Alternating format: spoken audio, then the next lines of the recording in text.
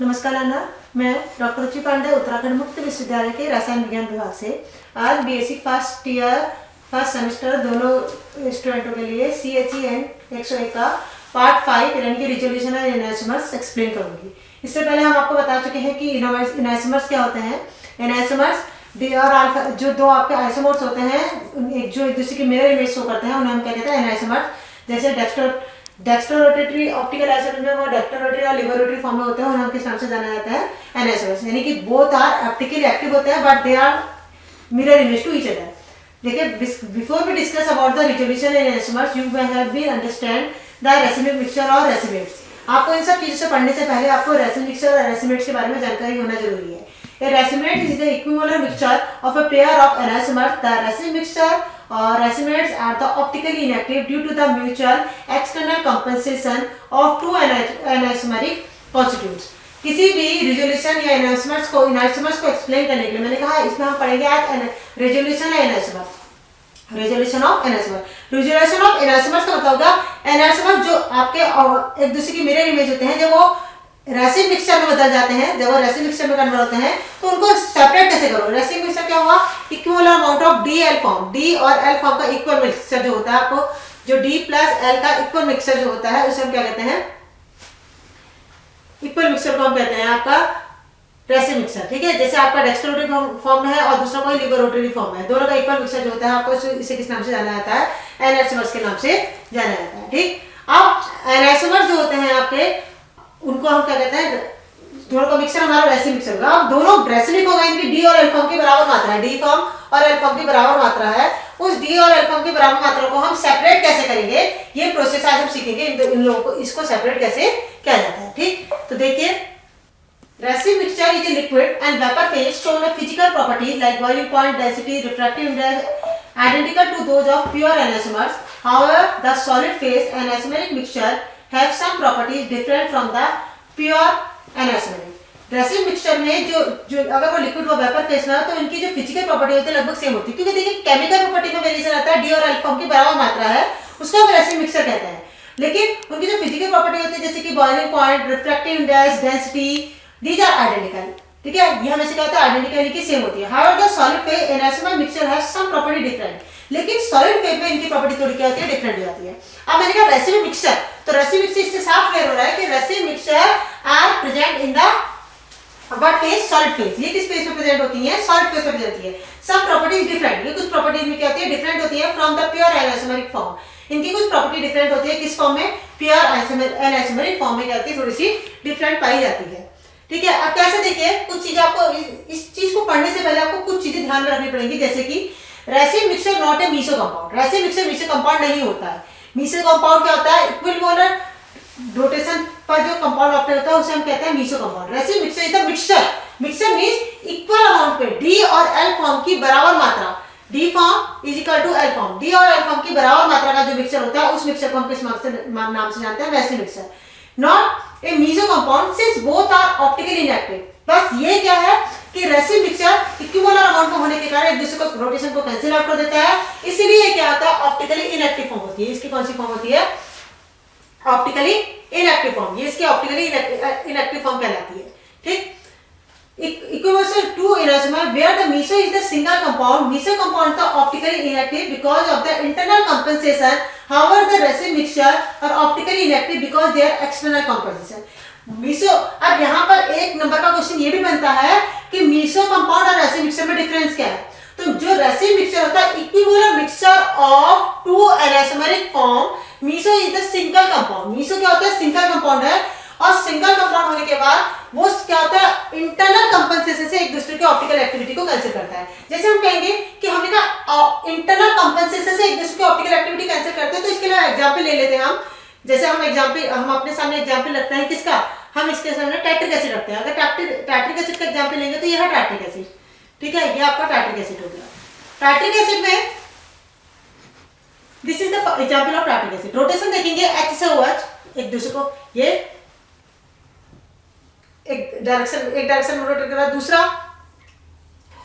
ये क्या हो रहा है, दोनों एक दूसरे को कैंसिल आउट कर दे रहे हैं। ठीक, अब इसको ऐसे लिखें, सपोज इसको हम ऐसे लिखते हैं, ज्यादा बेहतर तरीका रहेगा। ये रहा H और ये हो गया ये हो गया एच, ये हो गया ओ। तो रोटेशन एच से हुआ, ये क्लॉकवाइज डायरेक्शन में होगा, ये इसकी कौन सी फॉर्म होगी, डी फॉर्म होगी। ऐसी रोटेशन यहाँ से यहाँ OH की तरफ रोटेशन होता है, ये इसकी कौन सी फॉर्म हो गई, आई फॉर्म हो गई। और यह एक दूसरे को इंटरनली यहाँ पर डी और फॉर्म एक दूसरे को करें, इंटरनली एक दूसरे को कैंसिल आउट कर दे रहे हैं। तो ऑप्टिकली इनएक्टिव होता है due to the external reason.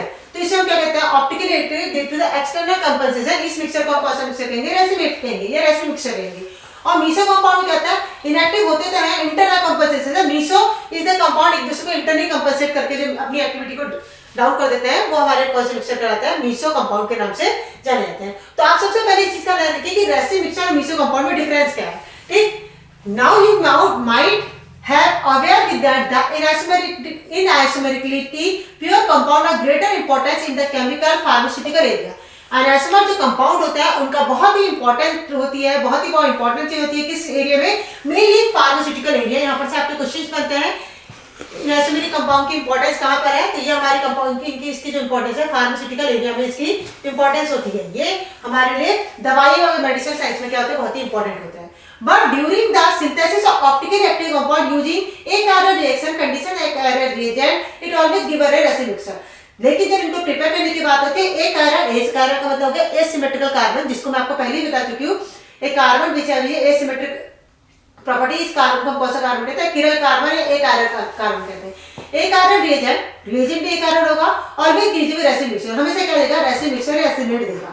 जैसे कि हम एक एग्जांपल लेके आपको एक्सप्लेन करते हैं कि हमेशा आपको इस चीज का ध्यान रखना है कि रेसिन मिक्सचर बनाने के लिए किरल कार्बन क्या होना चाहिए, किरल कार्बन होना चाहिए, यानी कि एक आयरन कार्बन होना चाहिए, एक आयरन रिएजेंट होना चाहिए। और एक आयरन कार्बन और एक आयरन रिएजेंट से हमारे क्या होगा, रेसिन मिक्सचर प्रोड्यूस होता है। रेसिन मिक्सचर को हम बना सकते हैं। ठीक है, इस चीज को पढ़ने से पहले इसको एक एग्जांपल से एक्सप्लेन करते हैं।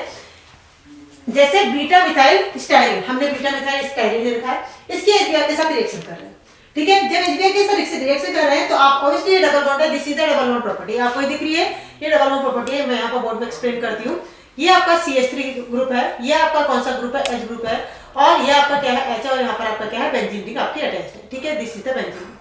ठीक है, अब यहाँ पे डबल बॉन्ड है, तो ऑब्वियसली डबल बॉन्ड में HBr ऐड करना है, तो कौन सी प्रॉपर्टी इंक्लूड होगी, मार्कोनिकॉफ रूल फॉलो होगा। मार्कोनिकॉफ रूल फॉलो होगा, हमने इस वाले में हमने क्या कर रखा है, Br को यहाँ पर ऐड कर दिया है। एक प्रॉपर्टी में हमने डबल बॉन्ड के रिस्पेक्ट में यहाँ पर Br को ऐड कर रखा है, एक प्रॉपर्टी में हमने डबल बॉन्ड को यहाँ Br को यहाँ पर ऐड करा है, और प्लेन के परपेंडिकुलर, यहाँ पर हमने प्लेन के क्या करा है, परपेंडिकुलर ही कर रखा है। दिस इज द Br जो 50% S कैरेक्टर्स को शो करता है, यानी कि S स्टीरियो S आपका RS रोटेशन जो होता है, RS नोमेनक्लेचर के अकॉर्डिंग ये कौन सी फॉर्म को शो करता है, S फॉर्म को। वो RS नोमेनक्लेचर जो आपको नेक्स्ट आपको पार्ट में एक्सप्लेन किया जाएगा।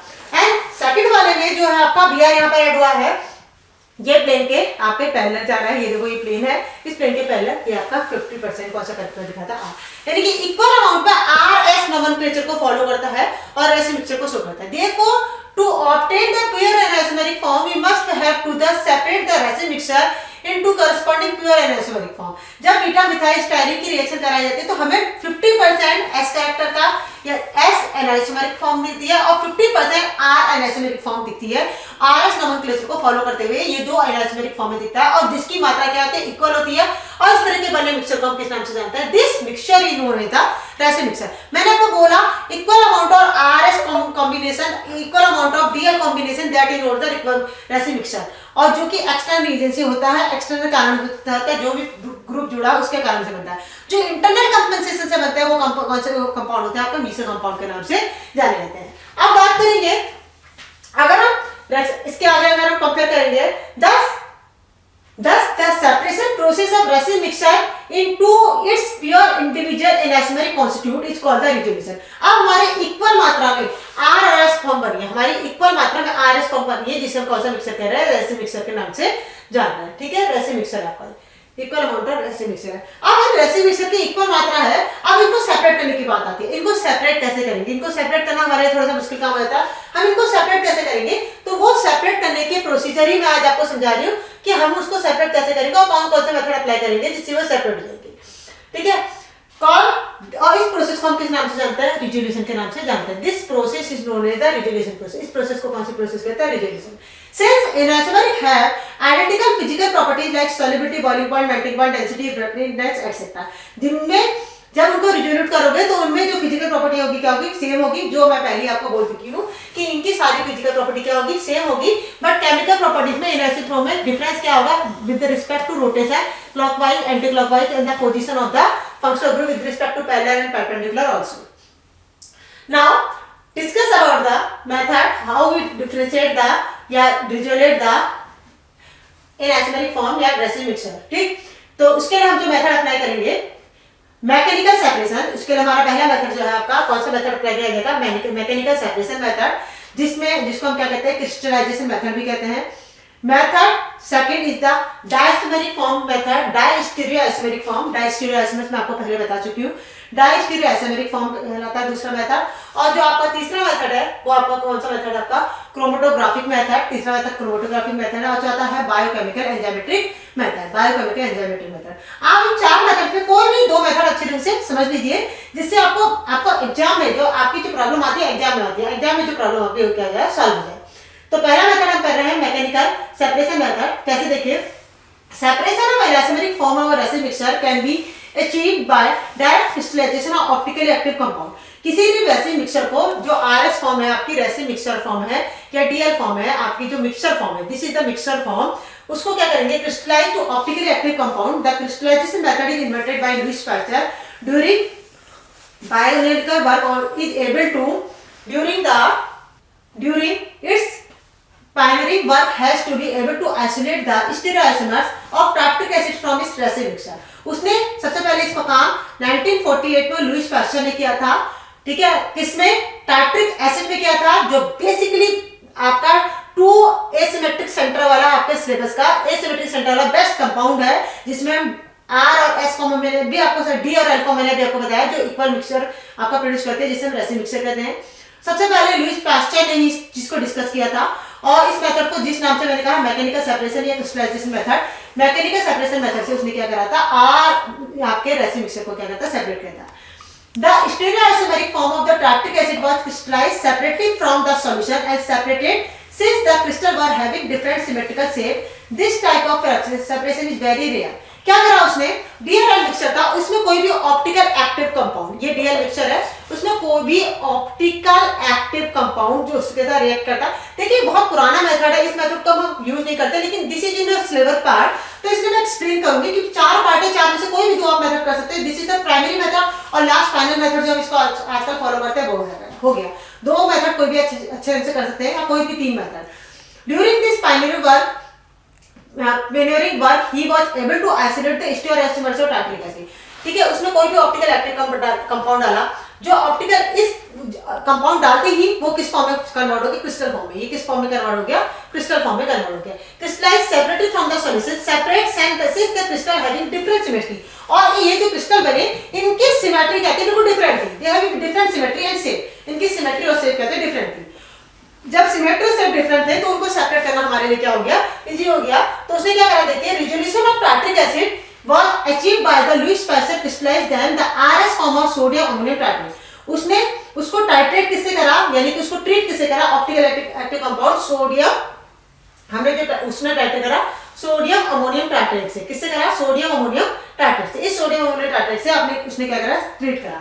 अब आपका जो फॉर्मूला होता है टार्टरिक एसिड का, this is the formula tartaric acid का. अभी मैंने आपको बताया था, ये फॉर्मूला है आपका टार्टरिक एसिड का. This is the COH group, this is CHOH, CHOH और ये हो गया आपका COH. ये आपका टार्टरिक एसिड ग्रुप. ठीक है, ये आपका टार्टरिक एसिड है. उसको ऑप्टिकल एक्टिव कंपाउंड से ट्रीट करा तो उसने देखा एक बना सोडियम अमोनियम टार्ट्रेट, जो left handed crystal sodium ammonium tartrate, यानी कि ये COH ग्रुप जो था वो अमोनियम, किसी अमोनियम वाले कंपाउंड के साथ ट्रीट कराया तो आपका हो गया convert sodium ammonium tartrate compound में, जो कि लिकेज था, जो ऑब्जर्व कराया गया लेफ्ट हैंड साइड क्रिस्टल, इस तरह के क्रिस्टल शो हुए. और दूसरे जो क्रिस्टल ऑब्टेन हुए सोडियम अमोनियम टार्ट्रेट के राइट हैंडेड क्रिस्टल, जो इस तरह से प्रोड्यूस हुए. एक लेफ्ट हैंडेड एक right handed, both shown the mirror image to each other. एक डी फॉर्म बनी, दूसरी एल फॉर्म बनी, या एक राइट हैंड साइड बना, एक लेफ्ट हैंड साइड बना, दो डिफरेंट इमेज बनी. अब हमने कहा ये मिक्सचर था, ये डी और ये आपका मिक्सचर था. अगर ये मिक्सचर था तो आपका फॉर्मूला ये था, आपका इस समय फॉर्मूला ये था OH और ये हो गया H. ये दिया आपका रेसिन मिक्सचर, ये आपका क्लॉकवाइज या एंटी क्लॉकवाइज. ठीक हो गया. जैसे इसमें अमोनियम कंपाउंड इंट्रोड्यूस करा उसने, तो ये क्रिस्टल दो पार्ट में बदल के, एक लेफ्ट में, ये क्रिस्टल दो पार्ट में, एक लेफ्ट में और दूसरा किसमें, राइट में, दो फॉर्म में कन्वर्ट हो गया।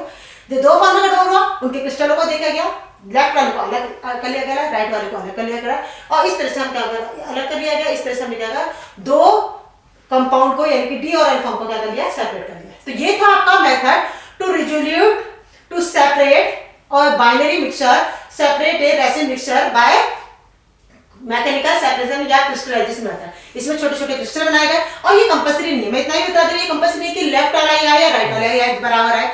हो सकता है लेफ्ट वाला एक्टिव हो, राइट वाला ना आ पाए, या ये इसको क्वांटिटी ज्यादा है उसकी कम है, but they are separated to both component, दोनों कंपोनेंट को क्या कर देगा, सेपरेट कर देगा। तो इस तरह से हम पहला मेथड को फॉलो करते हैं by mechanical separation crystallization method. Next video में हम नेक्स्ट मेथड फॉलो करेंगे जो हमारा होता है डायस्टीरियो आइसोमर्स फॉर्मेशन। उसमें हम क्या बनाते हैं, डायस्टीरियो आइसोमर्स बनाते हैं और दोनों को क्या करते हैं, सेपरेट करते हैं।